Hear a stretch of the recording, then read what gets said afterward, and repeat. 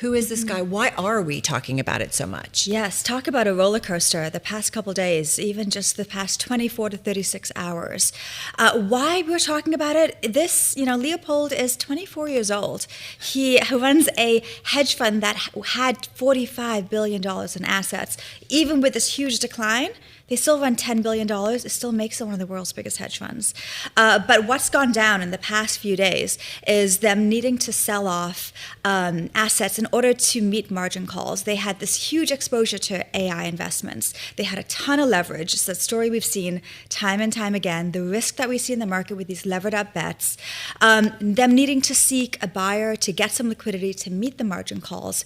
They found it in Citadel with Ken Griffin, who bought a chunk of their stock portfolios.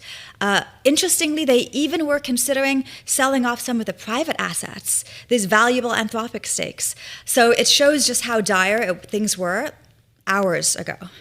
Who are the investors in this fund? Yeah, so that's a really good point, because typically hedge funds have big institutions, sovereign wealths, endowments, foundations. This hedge fund, even given its size, didn't really have a lot of those investors. In fact, some of those investors opted to not invest in the fund because they looked at it and was like, oh, I don't know about those risk management skills. It doesn't seem super professional. So the investors that we're seeing are founders, they're tech, more Silicon Valley individuals, they're wealthy, high net worth, but it's not the typical sort of LP we see in the hedge funds that we write about very often.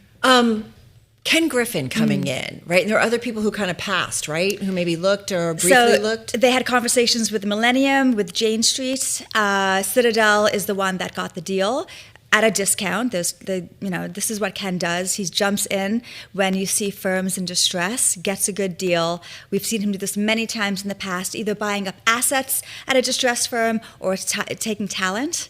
So this is part of his playbook. It's what he does. Who is this 24-year-old? I don't know what you guys were doing at 24. I think I was getting my first broadcast job.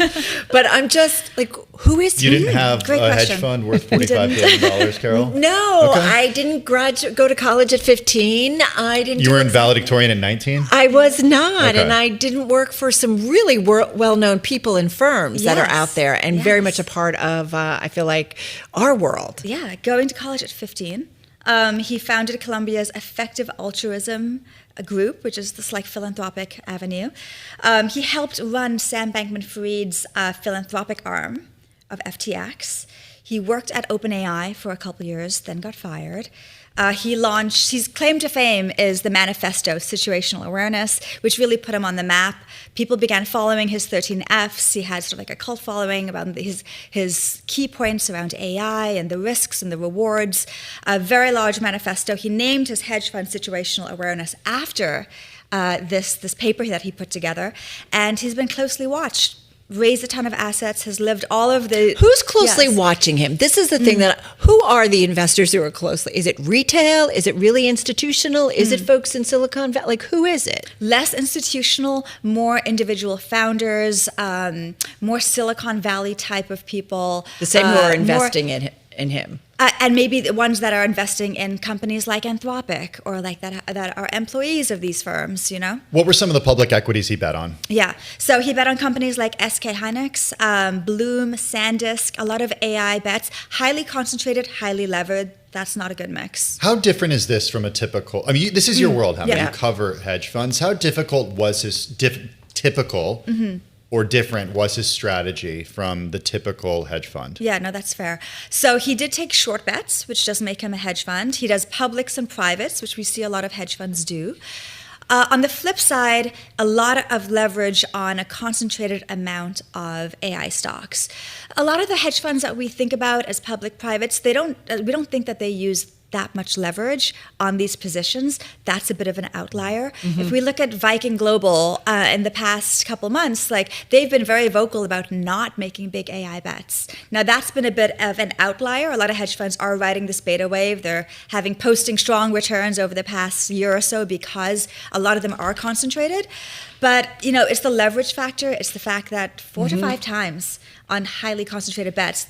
We like to not see that in our space. It works when stocks when go it's up. fine, but Well, Carol, Yeah. that's a good segue for you to talk about the banks. Well- You came by my desk this morning. You're like, come on, we got to talk about the banks. Well-known banks on Wall Street, Yes. JP Morgan among them, who are willing to lend him capital to do this. Exactly. And he was trying to have more conversations to get more financing in recent months. Just to wrap up here,